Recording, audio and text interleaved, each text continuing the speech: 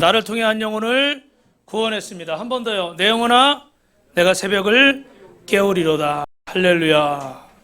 할렐루야. 여러분, 예배란 무엇입니까?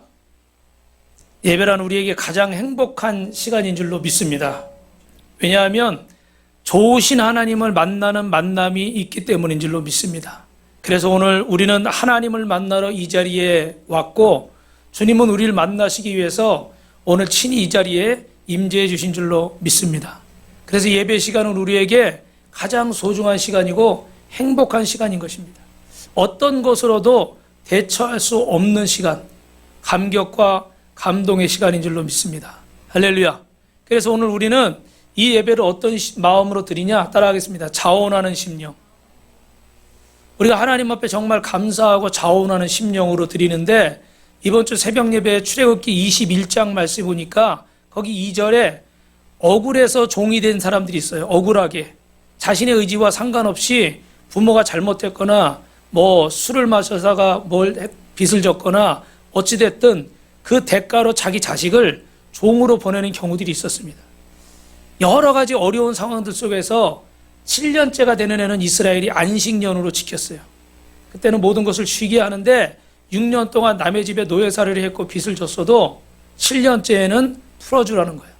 대신에 그냥 풀어주는 것이 아니라 6년을 노예로 살다가 나가면 여러분 생애 터전이 없잖아요.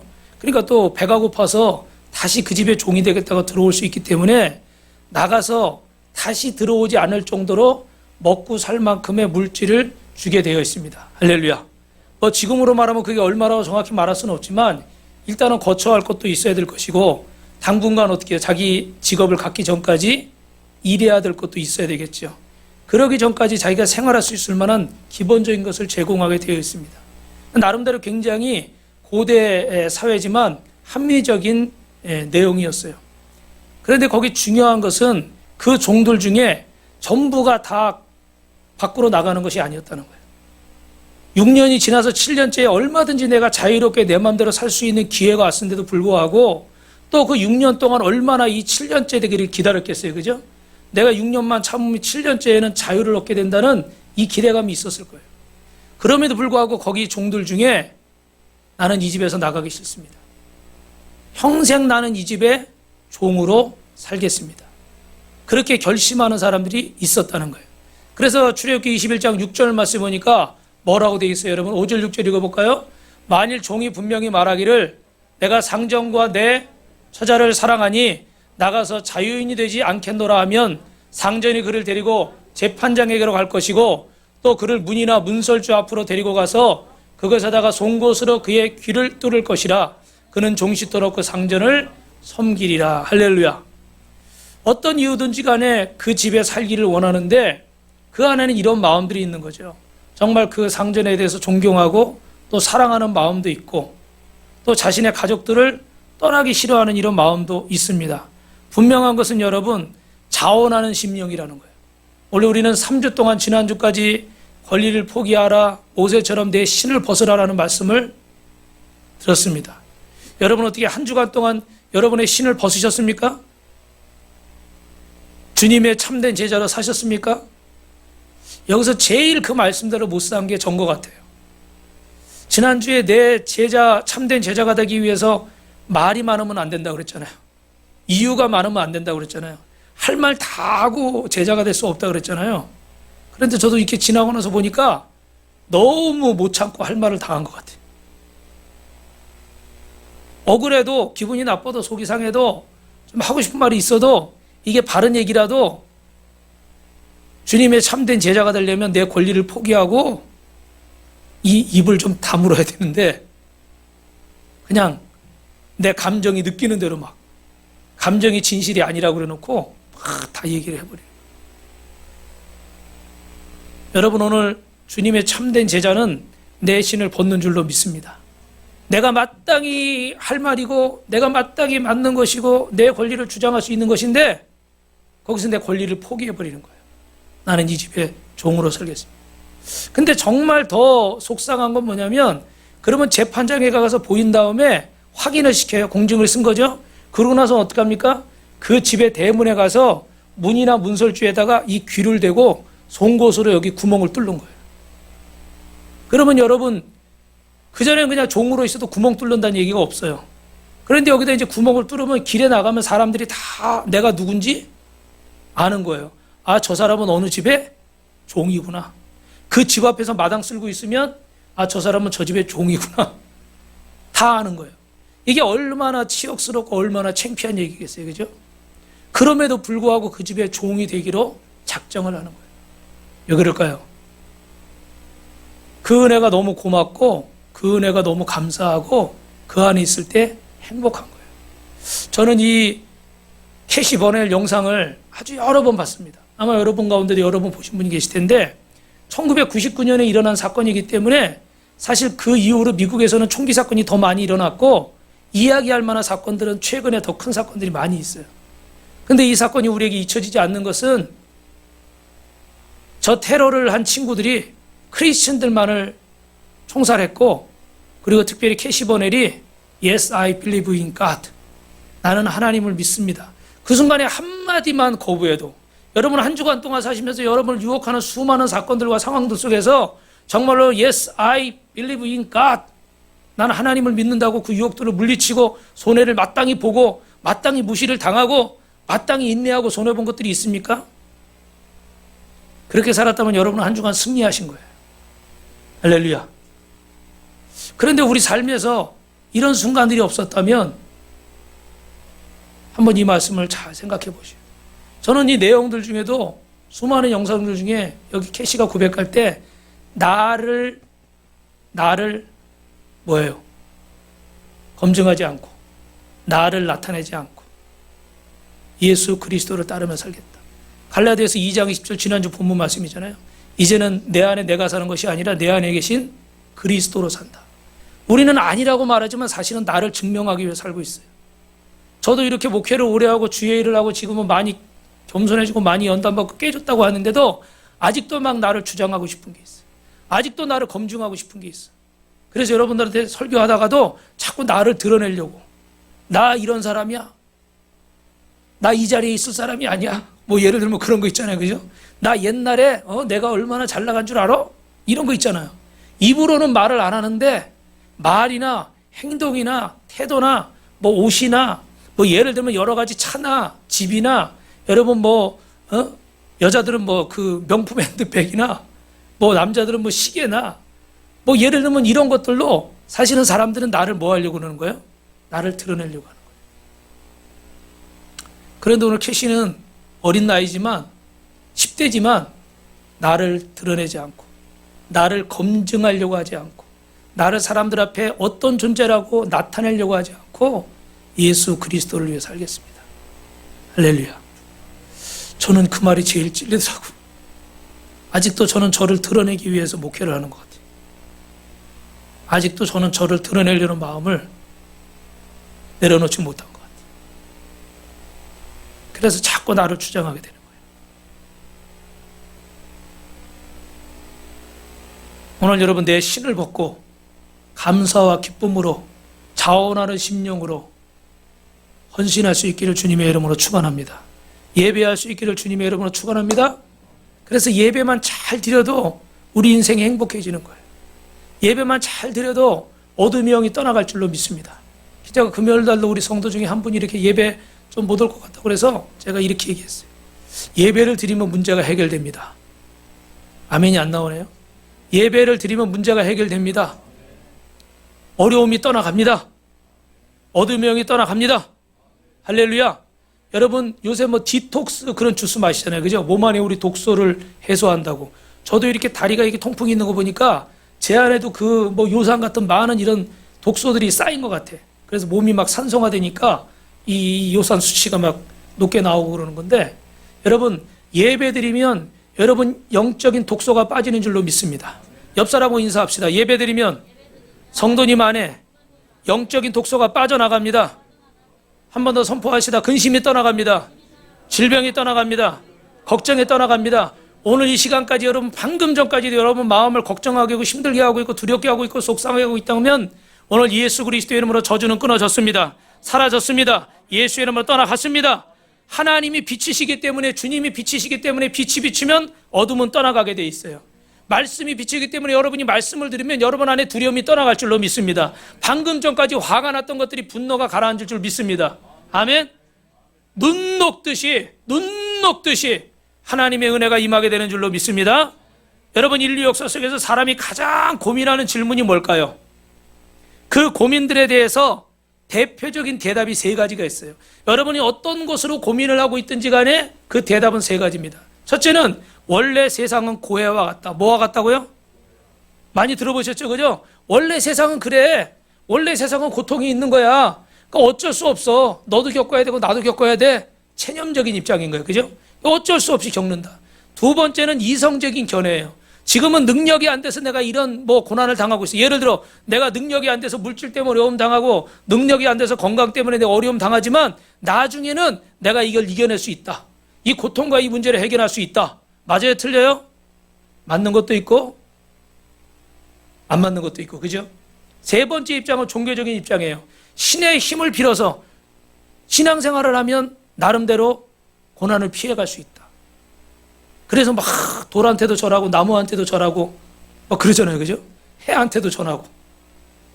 그런데 반대로 생각하는 사람들은 이 세상의 고통이 사라지지 않는 것은 신이 없다는 증거다. 이렇게 말하는 사람도 있어요. 신이 있으면 이 세상에 고통이 있을 수가 없다. 이렇게 얘기하는 거죠. 그 말도 나름대로 일리가 있어요. 그러나 분명한 것은 세 가지 입장에 대해서 성경은 다 예스하지 않습니다. 여러분, 고통과 고난이 있는 이유가 무엇이 때문일까요? 따라하겠습니다. 인간의 죄 때문입니다. 뭐라고요, 여러분? 인간의 죄 때문에. 우리의 죄 때문에 인생에 고난이 있다는 거예요. 로마서 1장 18절에 보니까 같이 읽어보겠습니다. 하나님의 진노가 불의로 진리를 막는 사람들의 모든 경건하지 않음과 불의에 대하여 하늘로부터 나타나나니, 여기 두 가지 제가 나오는데, 하나님과 우리 사이에 경건하지 않음 때문에, 하나님의 말씀을 온전히 지키지 않음 때문에 우리의 죄가 생기는 거예요. 또 하나는 불의에 대해서, 사람과 사람 사이에 불의한 거예요. 서로 미워하고 서로 싸우고 서로 죽이고 서로 갈등하는 거예요. 이것 때문에 우리는 죄를 짓게 되는 겁니다. 하나님과 우리 사이의 죄든 사람과 사람 사이의 죄든 우리에게는 이 죄가 있는 거예요. 인간은 이 고난은 죄의 결과라는 것입니다. 성경이 말하는 인간의 고난은 로마서 6장 23절에 보니까 모든 사람이 죄를 범하였음에 하나님의 영광에 이르지 못하더니, 할렐루야. 결국 죄의 삭은 뭐라는 거예요? 사망이라는 거예요. 여러분, 인간의 모든 고통과 고난은 죄의 삭입니다.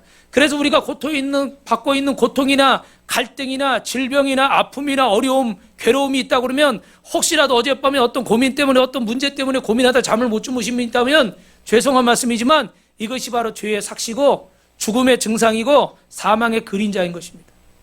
이것이 성경의 가르침이에요. 우리가 인정하고 싶지 않아도 인정할 수밖에 없는 문제예요. 그러면 여러분이 이 시대가 문제가 뭡니까? 4차 산업혁명 시대를 살아가고 있는 이 시대의 문제가 뭐예요? 인생의 고난과 고통의 원인이 어디 있는지는 알지 못하고 당장의 고난과 고통만 해결하려고 하는 거예요. 제가 이 다리가 아픈 걸 보니까 통풍 때문이라고 그러는데, 그 통풍을 낮추는 자이로릭이나 이런 약을 먹으면 수치가 이렇게 내려간대요. 근데 문제는 그 약을 계속 먹으면 안 되겠죠. 언젠간 약을 끊어야 되는데, 그럼 약을 끊으면 또 생길까요? 안 생길까요? 또 생길 수 있는 가능성이 많아진 거예요. 왜냐하면 나이가 좀 들면서 몸이 막 산화되는 거예요. 그죠? 의학적으로는 산성이 높아지는 거죠. 그러니까 그전에는 막 이런저런 음식을 다 먹어도 몸에서 이걸 해결을 했는데, 이제는 이런 산성들이 쌓여서, 그래서 우리 알칼리수 이런 거 먹잖아요. 그죠? 이게 몸에서 해결이 안 되니까 이제는 음식을 조절해야 되는 거예요. 뭐 먹지 말래요? 홍합 먹지 말라고 그러고, 새우 먹지 말라고 그러고. 지난주에 사모님 때문에 제가 억지로 새우를 8마리 먹었어요. 사모님이 회개하셔야 돼요. 새우, 고기 국물 이런 거 있죠. 그죠? 그런데 퓨린이라는 성분이 많이 들었대요. 근데 이게 이제 산이 높아서 우리 몸을 산성화시키고 이 통풍 같은 걸 일으킨다는 거죠. 그러니까 약만 먹으면 그 순간에 염증은 사라질지 모르고 통증은 사라질지 모르는데, 근본적으로 음식을 조절하고 이런 것들을 안 하면 해결이 될까요? 안 될까요? 안 되죠. 또 아플 수밖에 없어요. 그래서 죄송한 얘기지만 목사님 이런 얘기, 아니 목사님은 하나님 종인데 왜 맨날 아파? 또 이런 분이 계실지 모르는데, 그래서 이게 지금 2달째 좋았다 나빴다 좋았다 나빴다. 지난주에는 제가 좀 걸음이 좀 그랬잖아요. 그죠? 오늘은 또 지금 이제 괜찮아졌어. 많이 움직이고 그러면 무리가 가나 봐요. 근데 분명한 건 여러분, 원인을 해결하려고 하지 않고 증상만 해결하려고 하는 거예요. 이 고통과 고난이 어디서 왔는지, 죄의 삭은 사망이라고 말하는데, 그러면 하나님 앞에 우리가 진노를 받는 이유가 무엇일까? 죄 자체는 부정하고 죄를 지으면서도 그냥 행복하기만 원하는 거야. 아프지만 않기를 원하는 거야. 문제만 없기를 원하는 거야. 그렇게 될까요? 안 될까요? 될 수가 없는 거예요. 여러분, 이 고난이 겪는 고통을 해결할 수 있는 방법은 회개하고 돌아오는 것인 줄로 믿습니다. 오늘 제가 캐시 버넬을 소개했는데 1999년에 미국에서 콜로라도주 컬럼바인 고등학교에서 엄청난 이런 13명이 죽는 충격적인 사건이 있었죠. 그때 여러분 영상 보신 것처럼 그 총구 앞에서도 얼마나 떨렸겠어요. 그런데 Yes, I believe in God. 나는 주님을 믿는다. 그리고 총 한 방에 주님 품에 갔어요. 원래 캐시가 잠깐 자막에도 나왔지만 원래 좀 불량 청소년이었답니다. 마약도 하고 사이비 종교에도 빠지고 자살도 시도했던 친구예요. 크리스찬 가정에서 자랐지만 주님을 못 만난 거예요. 여러분, 이 안에 있다고 우리가 다 구원받는 게 아니에요. 교회는 구원의 방주인 줄 믿습니다. 그러나 여러분이 주님을 내 인격적으로 만나고 고백할 때 구원의 역사가 이루어지는 거예요. 부모님이 잘 믿는다고 자식이 같이 구원받는 게 아니에요. 그래서 이번 새생명 축제에 여러분은 어찌하든지 그 사랑하는 사람들을 위해서 눈물 뿌려 기도하고 금식하며 기도하고 작정해서 기도하시길 주님의 이름으로 축원합니다. 그리고 그를 위해서 투자하고 헌신해야 돼요. 그런 기도가 있을 때 여러분 하나님이 그 영혼을 구원하시는 거예요. 그 어머님, 아버님의 간곡한 부탁으로 수련회에 참석하고 주님을 만났어요. 그리고서 그가 어떻게 돼요? 이제는 마약 중독자, 암 환자들, 그리고 이 할렘가에 있는 이 건달들, 이런 사람들 전도하는데 돌보는데 앞장을 섰습니다. 그가 생전에 하나님을 만나고 그 쓴 글들을 모아가지고 영상에는 안 나왔지만 캐시송이라는 그런 노래가 만들어졌대요. 거기 가사에 보면 이런 내용들이 있습니다. 내가 하나님을 믿느냐고 묻는다면 나는 온 마음을 다해 그렇게 할 것입니다. 이 사건이 일어나기 전이에요. 이 사건이 일어나기 전. 믿음을 위해 목숨을 버리라고 하시면 주님과 주님의 힘과 함께 나는 그렇다고 할 것입니다. 나는 마지막 들이신 호흡과 함께 난 주님께만 고백할 것입니다. 예수님께서 부활하신 것처럼 봄날의 장미들처럼 나 또한 그럴 것입니다. 나는 알기 때문입니다. 어떤 희생이 따르더라도 난 그런 사람이 될 것입니다. 어떤 희생이 따르던 간에 나는 그런 사람이 될 것입니다. 할렐루야. 이 자매가 이 사건이 있기 전에 이 글을 썼기 때문에 이 사건이 있고 나서 이 글을 본 사람들은 더 전율을 느끼는 거죠. 마치 이런 일이 일어날 걸 알았던 것처럼. 어떤 일이 일어나도 나는 주님을, 어떤 희생이 따르더라도 나는 주님을 부인하지 않을 거고, 봄날에 꽃이 다시 피는 것처럼 주님이 그러하셨던 것처럼 나도 그렇게 부활할 거기 때문에, 다시 살아날 거기 때문에 나는 기꺼이 주님의 힘으로, 주님의 능력으로 나는 목숨을 바치겠다는 거예요. 오늘 회개하고 돌아온 자는 이 같은 고백을 하게 될 줄로 믿습니다. 우리 옆 사람하고 인사합시다. 회개하고 돌아옵시다. 여러분이 큰 회개를 하신 분이에요. 여기 계신 분들은 다 큰 회개를 하신 분이에요. 그런데 작은 의미에서 우리가 매일매일 주님을 인정하지 못하고 주님을 부인하는 것들이 있다면 오늘 이 시간에 말씀을 통해서 다시 한번 회개할 수 있기를 주님의 이름으로 축원합니다. 여러분, 욥이 큰 고난 가운데 있는데 이 탄식을 들으면서 세 친구는 생각하는 거예요. 욥이 저렇게 큰 고난을 당하는데 도대체 왜 회개하지 않을까? 왜 욥은 회개하지 않고 하나님에 대해서 불평을 하고 있을까? 회개하고 돌아오면 하나님이 용서하실 텐데 왜 회개하지 않고 고집을 부리나? 친구들은 이렇게 생각한 겁니다. 그리고 나름대로 해결책을 제시했어요. 그런데 오늘 본문의 욥의 친구 엘리바스의 잘못이 뭐냐면 고난이 죄의 결과라고 단정을 지은 거예요. 여러분, 고난은 죄의 결과인 것은 분명히 맞습니다. 성경이 그렇게 얘기하고 있으니까.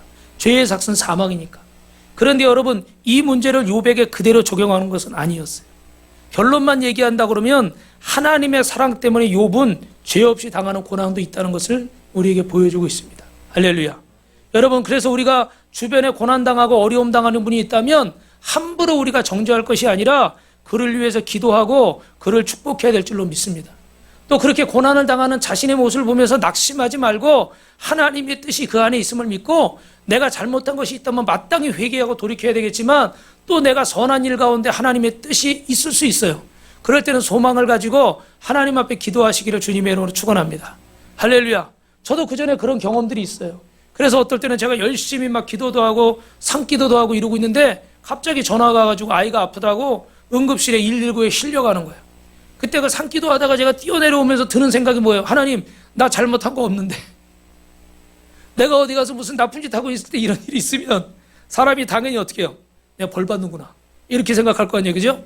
나는 열심히 막 기도 생활 잘 하고 있는데 그날도 산에 가서 그렇게 어두운 데서 부르짖어 기도하고 있는데 왜 이런 일이 생기나? 처음에 의문부터 드는 거예요. 그러나 제가 이렇게 설교를 했으니까 하나님의 뜻이 있겠구나. 마음 한편으로는 너무 안 좋죠. 마음 한편으로는 너무 괴롭죠. 그 산에서 깜깜한데 달려 내려오면서 차를 타고 막 병원으로 가면서 그러면서도 마음은 안 좋아요. 그러나 한쪽 구석에는 하나님의 뜻이 있다. 할렐루야. 여러분, 오늘 욥의 대답입니다. 욥기 6장 2절 3절 같이 읽어볼까요? 시작. 바다의 모래보다도 무거울 것이라. 그러므로 나의 말이 경솔하였구나. 전능자의 화살에 내게 박힘에 나의 영이 그 독을 마셨나니 하나님의 두려움이 나를 엄습하여 치는구나. 여러분, 모래는 작은 알갱이 아닙니까? 그죠? 그런데 이게 물이 묻어서 뭉치면요 바위보다도 더 무거운 거예요. 남들이 볼 때는 내 문제가 굉장히 작은 거야. 그런데 당하는 내 입장에서는 어떻게 해요? 이 물 묻은 모래처럼 너무 괴롭고 무거운 거예요. 그럴 때가 있죠, 여러분.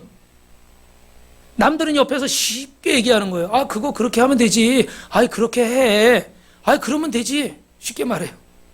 근데 나는 정작 그게 안 되는 거예요. 저도 그래서 상담할 때 조심스러운 게 있어요. 이게 딱 들어보면 객관적이니까 옆에서 보니까 딱 답이 보여요. 그래서 쉽게 얘기할 수 있어. 근데 정작 본인은 그걸 몰라서 못하는 게 아니라 알아도 못하는 경우가 너무 많거든요. 그런데 그건 너무 쉽게 막 아무것도 아닌 것처럼 얘기하면 본인은 그게 너무 무거운 거예요. 여러분, 그럴 때 있죠. 그래서 사람은 여러분의 마음을 몰라줘도 주님은 여러분의 마음을 아시는 줄로 믿습니다. 욥의 마음이 그랬던 거죠. 친구들은 그렇게 쉽게 회개하면 되지 이렇게 얘기하지만 정작 욥은 그렇지 않은 거예요. 그러나 분명한 건 2절 끝에 뭐라고 그래요? 나의 말이 경솔했구나.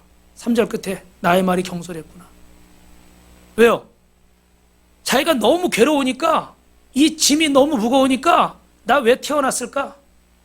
나 빨리 죽으면 좋을걸. 막 이렇게 막 떠든 거예요. 근데 그걸 누가 다 들으신 거예요?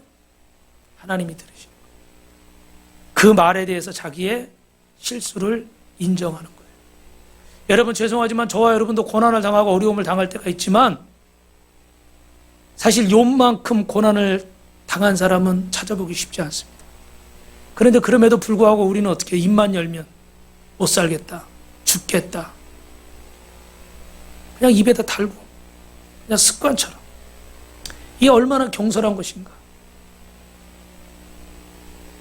자식이 부모 앞에서 나 왜 낳았어요? 나 죽고 싶어요. 나 살기 싫어요. 다 끝났어요. 여러분, 그럼 부모님 마음이 어떨 것 같아요? 그럴 때 억장이 무너지는 거예요. 야, 내가 너 목숨 걸고 낳았는데 내 일평생을 희생하면서 널 키웠는데 죽고 싶다고? 살기 싫다고 왜 낳냐고? 부모의 가슴에 대못보다 더 큰 그런 대못은 없을 거예요. 근데 우리는 하나님 아버지 앞에서 너무나도 그런 말을 쉽게 하는 거죠. 저부터도. 물론 얼마나 힘들면 그러겠어요? 얼마나 괴로우면 그러겠어요? 그죠? 얼마나 속상하면 그러겠어요? 나름대로 참아보려고 했고 나름대로 견뎌보려고 했고 나름대로 다 이겨보려고 잘해보려고 했죠. 근데 이게 뜻대로 안 되니까. 그러니까 이런 말도 하는 거죠. 여러분, 하나님이 다 아셔요. 그러나 그럼에도 불구하고 하지 말아야 될 말이 있어. 아무리 화가 나도 입에서 뱉어서는 안 되는 말들이 있는 거예요. 할렐루야. 거기까지는 하면 안 되는 거예요. 입이 막 근질근질하고 여기까지 막 터져 나와도 그 말은 하면 안 되는 거예요. 욥은 고난의 본질을 어떻게 이해하고 있습니까? 여러분의 입술에서 하나님을 원망하는 말들이 떠나갔습니다. 저주하는 말들이 떠나갔습니다. 불평하는 말들이 떠나갔습니다. 우리 옆 사람하고 인사합니다. 성도님은 승리자입니다. 십자가에서 승리했습니다. 여러분 6장 4절 말씀 다시 한번 읽어보면 전능자의 화살이 내게 박힘에 나의 영이 그 독을 마셨나니 하나님의 두려움이 나를 엄습하여 치는구나. 전능자의 화살. 이스라엘 백성들은 고난을 원수 마귀가 준다고 생각하지 않았습니다. 하나님이 주시는 것이라 생각했어요. 그러면 여러분 오해할 수 있어요. 왜 하나님은 우리에게 고난을 주시고 왜 어려움을 주시는가? 물론 죄의 삭은 사망이기 때문에 죄 때문에 고난을 당하는 사람도 있습니다. 그러나 분명한 것은 여러분 하나님이 다시 한번 따라합니다. 미래적인 뜻을 가지고 할렐루야. 욥이 당한 고난은 여러분 죄의 삭시에요. 미래적인 뜻이 있는 거예요. 미래적인 뜻이 있는 거예요. 하나님이 그를 훈련하시고 그를 세우시고 그 고난 뒤에는 그에게 갑절의 복을 주셨어요. 오늘 저와 여러분이 죄로 인해 고난을 당한다면 회개하시고 하나님 앞에 돌아오시고 또 내가 하나님 앞에 정말 열심히 했는데도 불구하고 어려움을 당한다. 낙심하지 마시고 하나님의 섭리가 있으심을 주님의 이름으로 축원합니다. 오늘 사모님하고 저하고 아침에 오다가 극동방송을 듣는데 한 선교사님이 코로나 때문에 선교지에서 돌아왔는데 소식을 들었는데 그 교회 주일학교 아이들 중에 가장 예배를 열심히 드리고 정말 예배 시간이면 동그란 눈을 뜨고서 눈동자를 돌리질 않고 그렇게 열심히 찬양하던 한 아이가 있었다는 거예요. 근데 그 아이가 갑상선 항진증이 걸려서 목이 막 붓고 뭘 못 먹는다는 거예요. 그래서 그를 위해 막 기도했어요. 그 집에 형제가 7인데 얘가 제일 큰 애예요. 집이 너무너무 가난하죠. 그런데 이 아이가 나중에 폐렴 증세까지 와가지고 선교사님한테 연락이 왔는데 하늘나라 갔다는 거예요. 선교사님이 막 그 얘기하면서도 막 우는 거예요. 돌아가서 장례식 치르는데 거기는 이렇게 또 이렇게 유리관에 이렇게 시신을 넣었나 보죠. 그걸 보는데 너무너무 속상하고 너무너무 마음이 아프다. 자기는 어느 정도였냐면 저 아이가 나중에 커서 신학을 하면은 이 아이를 우리 교회 후임 목사로 세우려고 할 정도로 어린아이지만 너무나 신실했다. 근데 그런 아이가 이렇게 고통받다가 가버리니까 너무 안타까운 거죠. 그럼 여러분 이 아이는 무슨 죄 때문입니까? 아담의 원죄 때문이에요. 신학적으로 설명하기 어렵지만 하나님의 뜻이 있는 줄로 믿습니다. 한 번 더 따라합니다. 고난은 하나님의 뜻이 있습니다. 그래서 여러분 우리가 해야 될 것은 뭐냐면 따라합시다. 고난을 당하는 자에게 가장 필요한 것은 위로입니다. 오늘 설교 노트 두 번째 적으실 것은 고난을 당하는 자에게 가장 필요한 것은 위로다. 우리 5절 말씀 같이 읽어볼까요? 시작. 들나귀가 풀이 있으면 어찌 울겠으며 소가 꼴이 있으면 어찌 울겠느냐. 고난받는 인생에게 가장 필요한 건 위로라는 거예요. 고난 앞에 모든 사람들이 원하는 것은 위로입니다. 인생은 상한 갈대와 같고 꺾어진 갈대와 같고 꺼져가는 심지와 같습니다. 그런데 고난 앞에 왜 울고 있는 거예요? 위로가 필요한데 위로가 없는 거예요.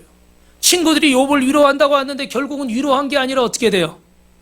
6절 7절 읽어볼까요? 시작. 싱거운 것이 소금 없이 먹히겠느냐? 닭의 알 흰자위가 맛이 있겠느냐? 내 마음이 이런 것을 만지기도 싫어하나니 꺼리는 음식물같이 여김이니라. 무슨 얘기예요? 너희들이 위로를 한다고 위로를 하는데 무슨 얘기를 해주는데 나한테 위로가 하나도 안 돼. 왜 그럴까요? 자신들의 입장에서 얘기하는 거예요. 내 입장에서 얘기를 해버리는 거야. 그 사람 입장에서 같이 아파하고 같이 슬퍼하고 같이 괴로워하는 거 아니라 내 입장에서 자꾸 얘기해버리는 거야. 내가 알고 있는 지식 경험 가지고 자꾸 가리키려고 드는 거예요. 욥이 무슨 말을 하고 있어요? 친구들의 위로가 전혀 내가 받아들일 수 있는 위로가 아닌 거예요. 내가 받아 먹을 수가 없는 거예요. 음식이 있는데도 싱거워서 닭의 알 흰자처럼 아무 맛을 못 느끼는 그런 위로. 그러나 욥은 그 고통 속에서도 기뻐하고 있습니다. 우리 10절 말씀 읽어보겠습니다. 시작. 그러할지라도 내가 오히려 위로를 받고 그칠 줄 모르는 고통 가운데서도 기뻐하는 것은 내가 거룩하신 이의 말씀을 거역하지 아니하였습니다. 할렐루야. 고난 중에 친구들은 사람은 나를 위로할 수 없었지만 나에게 가장 큰 위로가 되는 게 있는데 그건 뭐냐면 그 고난 중에도 내가 하나님의 말씀을 거역하지 않고 그 하나님 말씀을 끝까지 붙들었다는 거. 할렐루야. 여러분 어떤 고난 가운데 있습니까? 사람은 여러분에게 위로가 될 수 없어요. 죄송하지만 남편과 아내도 가장 중요한 순간에 영적으로는 위로가 될 수가 없습니다. 나를 가장 잘 아는 내 부모고 내 형제고 내 자식이라 할지라도 가장 중요할 때는 위로가 되지 않아요. 일부러 그러는 건 아니에요. 일부러 그러는 건 아니에요. 분명히 여러분이 사랑하는 가족이니까 위로하고 싶어 해요. 힘이 되고 싶어 해요. 그래서 이런 소리도 하고 저런 소리도 하는 거예요. 근데 욥이 고백한 것처럼 그게 하나도 위로가 안 돼. 그게 주님의 뜻이 아니라 사람의 이야기이기 때문에 그런 거예요. 사람의 경험으로 내 입장에서 얘기하는 거지 그게 주님의 음성이 아니어서 그래요. 그런데 여러분 오늘 이런 어려운 상황 속에서도 저 여러분이 끝까지 주님을 붙잡으면 주님의 위로를 듣게 될 줄 믿습니다. 주님이 그 문제를 해결하실 줄 믿습니다. 그래서 저는 우리 성도들에게 자꾸 교회 가까이 이사를 오라는 거예요. 그리고 와서 만약에 새벽에 시간이 안 돼서 못하더라도 와서 도장이라도 찍고 가다. 들어와서 주님 저 왔어요. 저 갈게요 하더라도 도장이라도 찍고 가라는 거예요. 주님이 다 어떻게 해요? CCTV로 다 보고 계셔요. 주님의 CCTV는 사각지대가 없어요. 사각지대가. 못 보실 수가 없어요. 우리 교회 CCTV가 없으니까 저기 위에 사다리를 훔쳐갔어요. 그전엔 제가 묶어뒀는데 뭐 아무 일 없으니까 그냥 놨더니 어느 순간 가져가 버렸어. 사람에겐 사각지대가 너무 많아요. 하나님은 여러분 사각지대가 없어요. 사람은 여러분을 몰라줄 수 있어도 하나님은 여러분을 아시는 줄로 믿습니다. 정금자 성도라는 분이 남편이 후두암에 걸렸어요. 항암주사 후유증으로 머리가 다 빠지고 목이 부어서 음식도 못 먹고 삼키지도 못해요. 휴지로 뭐 가래 같은 걸 받아내야 돼요. 8개월을 치료했는데 결국 병원에서 희망이 없다고 집에 가라는 거예요. 여러분 정신을 차리세요. 병원이 의사가 여러분을 살려주는 게 아니에요. 하나님이 병원도 만드시고 의사도 만들었기 때문에 도움이 되는 건 분명해. 그러나 우리가 의지할 분은 누구예요? 하나님밖에 없으시다는 걸 여러분 꼭 잊지 마시기 바랍니다. 할렐루야.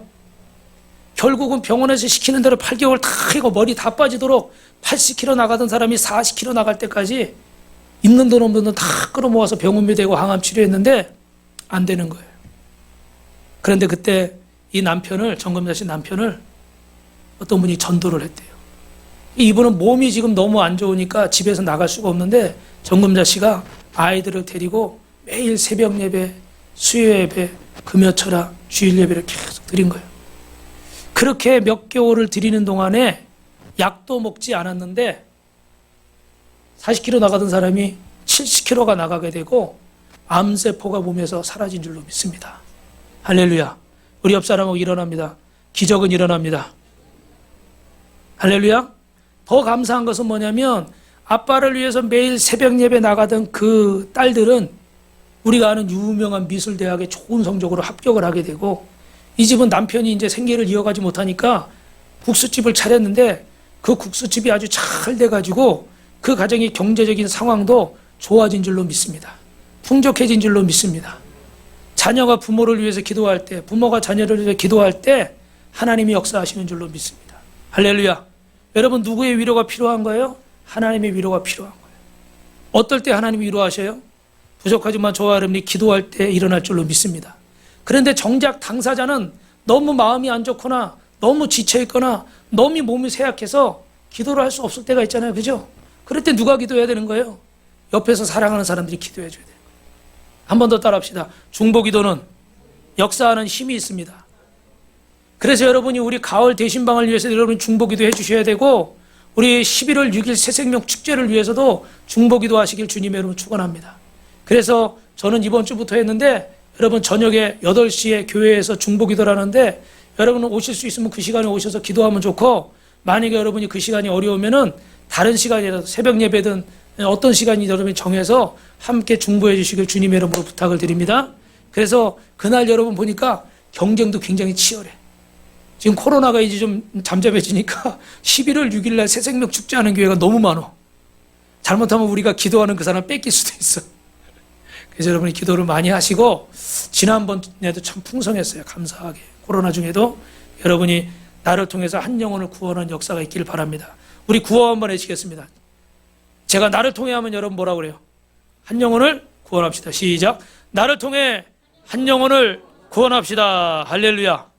여러분, 그러므로 하나님의 위로가 있을 때 우리는 이 고난을 이겨내게 되는데, 죄 없이 고난당하면 거기에는 반드시 하나님의 뜻이 있는 줄로 믿고 하나님의 진정한 위로를 받으시길 주님의 이름으로 축원합니다. 하나님의 말씀은 1.1획도 변하지 않고 세상이 변해도 주님은 변하지 않습니다. 베드로전서 1장 24절 25절에 보니까 모든 육체는 풀과 같고 그 영광은 풀의 꽃과 같을지라도 풀은 마르고 꽃은 떨어지되 여호와의 말씀은 세세토록 있도다 하였으니 너에게 전한 복음이 끝 곧 이 말씀이니라. 할렐루야.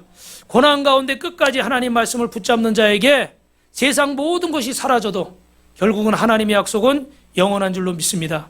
그렇다면 여러분, 인생의 고난 가운데 있는 사람에게 우리는 어떤 위로를 해줘야 될까? 오늘 여러분 마지막으로 위로에는 세 가지가 있습니다. 뭐라고요? 세 가지가 있어요. 첫째는 따라합니다. 인생의 고난 중에 있는 사람에게 책 잡거나 비난하지 마십시오. 오늘 욥기 6장 14절 말씀 같이 있습니다. 낙심한 자가 비록 전능자를 경외하기를 저버릴지라도 그의 친구들로부터 동정을 받느니라. 얼마나 힘들면, 얼마나 괴로우면 욥이 10명의 자식을 다 잃고 부인도 저주하고 떠나가고 평생 모았던 재산도 다 잃어버리고, 아마 그런 느낌을, 그런 걸 겪으신 성도님들이 우리 성도 중에 있죠. 평생 내가 모았던 걸 한순간에 잃어버리는 그런 큰 고통을 받고, 어떤 분은 죽음을 택한 분도 있고, 어떤 분은 알코올 중독자가 된 분도 있고, 어떤 분은 삶을 포기하다시피 하고 어쩔 수 없이 살아가는 사람도 있고, 얼마나 괴롭겠어요, 그죠? 근데 그런 사람들을 향해서 자꾸 말로 뭔가를 정죄하고 가르치려고 이래서는 안 된다는 거예요. 고난 중에 있는 사람 원망할 수도 있고 불평할 수도 있어요. 해서는 안 되지만 그럴 수 있어요. 그러나 그걸 가지고 꾸짖을 것이 아니라 그가 얼마나 괴로우면, 얼마나 힘들면 저런 말을 할 것인가. 그래서 오히려 묵묵히 손을 잡아주고 어깨를 두들겨주고 주님의 위로의 말씀을 전해야 될 줄로 믿습니다. 오늘 26절 말씀 보니까 너희가 남의 말을 꾸짖을 생각을 하나 그랬어요. 그 욥이 말한 거 친구들이 어떻게 계속 꾸짖잖아요. 그죠? 야, 너 그거 아니야. 네가 모르는 거야. 계속 자기들 입장에서 하는 거예요. 이래서는 안 된다는 거예요. 두 번째, 고통 가운데 있는 자에게 말로만 위로하지 말고 따라합시다. 구체적으로 도웁시다. 오늘 욥기 6장 22절 23절만 같이 있습니다. 시작. 내가 언제 너희에게 무엇을 달라고 말하느냐? 나를 위해 너희 재물을 선물로 달라고 그러더냐? 내가 언제 말하기를 원수의 손에서 나를 구원하라 하더냐? 폭군의 손에서 나를 구원하라 하더냐? 욥이 지금 뭐 달라고 그런 게 아니에요. 근데 그들은 어떻게 주지도 않고 말로만 하는 거예요. 말로만 배부르게 하라. 말로만 따뜻하게 하라. 말로만 문제를 해결하게 하라. 이러는 거예요. 제가 그 전에 한번 말씀드렸지만 혹시 못 들으실 분을 위해서 한번 더 말씀드리면, 제가 어딥니까? 신림동 쪽에서, 보라매 공원 있는 쪽에서 신학생 때 전도사 사역을 잠깐 한 적이 있어요. 아주 작은 교회였는데 그날 주일 이렇게 11시 예배를 마치고 식사하고 오후에 학생 예배를 드리는데 요 성전이 있고 우리처럼 저 밖에 저런 공간이 있어요. 아주 작은 곳이었는데, 그래서 막 설교를 하는데 그날 본문이 야고보서 말씀이었어요. 입으로만 배부르게 하라, 따뜻하게 하라. 그러지 말고 어떻게 해요? 실제로 도와주라는 거예요. 그런 말씀을 막 전하고 있었는데 밖에서 무슨 소리가 들리는 거예요. 근데 보니까 뭐 목사님 그러는 것 같아. 그래서 제가 그 선생님 보고 나가보라고 그랬어요. 그랬더니 어떤 분이 이제 도움을 청하라 이렇게 온 거죠. 근데 그 순간에 저는 진짜 너무 찔렸어. 내가 입으로만 배부르게 하라, 입으로만 더 어깨 하라, 그 정도로 막 하고 있는데 실제 분이 도와달라고 왔는데 설교를 다시 하려고 이렇게 섰는데 입이 안 떨어지더라고. 지금 같으면 뻔뻔해가지고 그냥 할 텐데 그때는 20대 때니까 순수해가지고 마음이 너무 무거운 거야. 아, 주님이 왜 저 사람을 지금 이때 보냈을까? 내가 정말 입으로만 주여 주여 하는 자가 아닌가? 제 주머니에 그 전철 타고 갈 2,000원 있었는데 2,000원 다 주고 그랬는데도 마음이 불편한 거예요. 그래서 저는 그 장면을 지금도 잊지를 못하겠어요. 우리가 그럴 수 있어요. 입으로만 주여 주여 하고 입으로만 배부르게 하라, 입으로만 더욱게 하라. 아프리카 난민들 보면 막 불쌍하고 우크라이나 전쟁 막 불쌍하고 어려운 사람은 막 불쌍해. 근데 내 먹을 건 다 먹어야 되고 내 쓸 거는 다 써야 되고 내 하고 싶은 건 다 해야 되고 여러분 그러면서 어떻게 남을 도울 수가 있어요? 갖고 싶은 거 다 가지면서 어떻게 세상을 살 수가 있어요? 그런데 우리 안에 죄송하지만 이런 모습들이 있잖아요. 그래서 저도 3년 전에 4년 전에 아프리카 갔다 올 때는 내가 진짜 더 아껴가지고 다음에 또 이렇게 하리라 마음을 먹었거든요. 몇 개월은 예배 드릴 때도 일어나서 찬송했어요. 왜 그들이 다 일어나 찬송하더라고요. 사모님 기억하죠? 네, 제가 일어나 찬송했어. 요즘은 앉아있어요. 또 좀 잊어버렸어. 막 아껴야지, 처음에는 뭐도 아껴야지. 그래서 나중에 또 갈 때 이거 갖다 줘야지, 뭐 어떻게 해야지 이러는 건데 또 지금은 그런 마음이 많이 좀 희석이 돼버렸어요. 여러분, 우리가 모든 것을 하나님이 주신 것을 누리고 사시길 주님의 이름으로 축원합니다. 그런데 그 누리는 것 가운데 여러분이 조금 더 절제하고 조금 더 희생해서 주님의 나라를 위해 또 이 어려운 분들을 위해서 우리가 헌신할 수 있기를 주님의 이름으로 축원합니다. 그래서 성경은 뭐라고 말합니까? 따라합니다. 기뻐하는 자와 함께 기뻐하고 우는 자와 함께 울라. 그런 우리 빛가서 공교의 성도 되시길 주님의 이름으로 축원합니다. 마지막 세 번째로 고난은 당하는 사람이 목적이 되게 해야 됩니다. 무슨 말이냐면 우리 27절 말씀 같이 읽어봅니다. 시작. 고아를 제비 뽑는다. 친구를 할렐루야. 예를 들면 이런 거예요. 고아에게 너 배고프지? 일로 와. 밥 사줄게. 뭐 먹이고 막 안심시킨 거예요. 그리고 어떤 사람을 불러. 얘 얼마야? 데려가. 기껏 데려와가지고 먹이는 것 같더니 옷 입혀주는 거 도와주는 것 같더니 팔아버리는 거예요. 결국은 도와준 게 누구 때문에 도와준 거예요? 자기 이득을 위해서 도와준 거예요. 우리 뉴스에서 무슨 위안부들 문제 뭐 이런 거 나오죠. 장애인들. 그들 보면서 우리가 경멸하는 이유는 뭐예요? 아이, 저 어려운 위안부 할머니들 도와주라고 했더니, 아, 저 어려운 장애인들 도와주라고 했더니, 그거 하면서 뒤에서 어떻게 돼요? 자기들이 뒤에서 다 빼먹는 거야. 그래서 결국은 그분들을 위해서 쓴 건 별로 없고, 다 어떻게 돼요? 자기들 뒷주머니 차고, 이렇게 돼버리는 거잖아요. 그런 거 볼 때 우리가 어떻게 해요? 경멸하는 거지. 저 사람들은 자격이 없는 거예요, 자격. 근데 오늘 이스라엘 백성 중에도 이런 사람들이 있었던 거예요. 다른 사람을, 어려움 당한 사람을, 고난 당한 사람을 도와준다고 하면서도 결국은 누구의 이득을 채우는 거죠? 자기 이득을 채우는 거예요.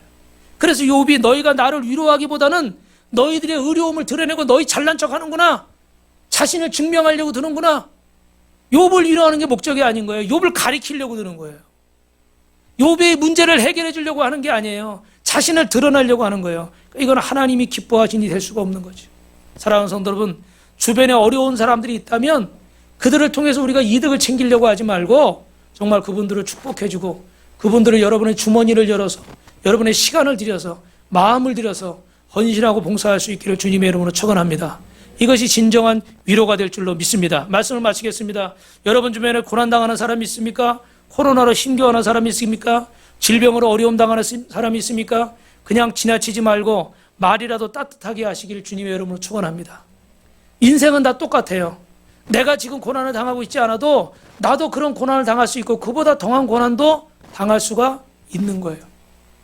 중요한 것은 욥처럼 이런 고난을 당할 때 우리가 위로자가 되고 축복하는 자가 되고 하나님을 의지하는 자가 되시길 축원하고 또 주변에 그런 어려움 가운데 고통 가운데 있는 분이 있다면 손가락질하고 비판하고 정죄하려고 하지 말고 그분이 하나님을 만날 수 있도록 여러분에게 복음을 전하고 이 가을의 이 좋은 날씨에 놀러만 다니지 말고 오늘이 뭐 이번 올해 마지막 연휴라며요. 아까 그러시더라고요. 올해 마지막 연휴라 지금 막 다들 놀러 간다고. 어제 민속촌 앞에도 인사태가 났더라고요. 5시인데 여기서 교회에서 상갈역 가는 방향이 막히더라고요. 양쪽이 다 막히는 거예요. 그전에 이쪽만 막히는데 얼마나 사람이 많은지 모르겠어요. 그런데 여러분, 이럴 때 여러분을 통해서 한 영혼을 구원할 수 있기를 축원합니다. 이 말씀을 꼭 드리고 마칠게요. 그 서부 개척 시대에 많은 사람들이 그 금광을 차지하려고 막 마차를 타고 몰려갔잖아요. 그런데 거기 보니까 이 사람들이 더 많은 땅을 차지하고 싶어서 쉬지도 않고 잠도 안 자고 막 달려간 거예요. 근데 그러다 보니까 어떻게 될까요? 중간에 말을 타고 가다가 과로사나 심장마비로 죽은 사람들이 그렇게 많답니다. 그런데 청교도들도 그곳에 교회를 세우려고 갔는데 그들은 어떻게 했을까요, 여러분? 6일 동안 막 달려가다가 실일제가 되면 어떻게 돼요? 딱 멈추는 거예요. 그날은 하나님의 날이기 때문에 하나님 앞에 예배드리고 사람도 쉬고 말도 쉬고, 그리고 가보니까 실제로 어떻게 돼요? 이 청교도들이 그 지역을, 땅을 굉장히 많이 차지했답니다. 그래서 미국에서 큰 교회들의 대부분이 서부 지역에 많이 있대요. 저도 처음 한 사실이에요. 서부 지역에 그렇게 큰 대형 교회들이 많은 이유가 바로 그것 때문이라고. 청교도들이 많은 땅을 차지했기 때문에 그 땅의 믿음의 뿌리가 견고히 내렸다. 여러분이 쉬지 않고 달려간다고 다 그것이 성과로 나타날 수는 없어요.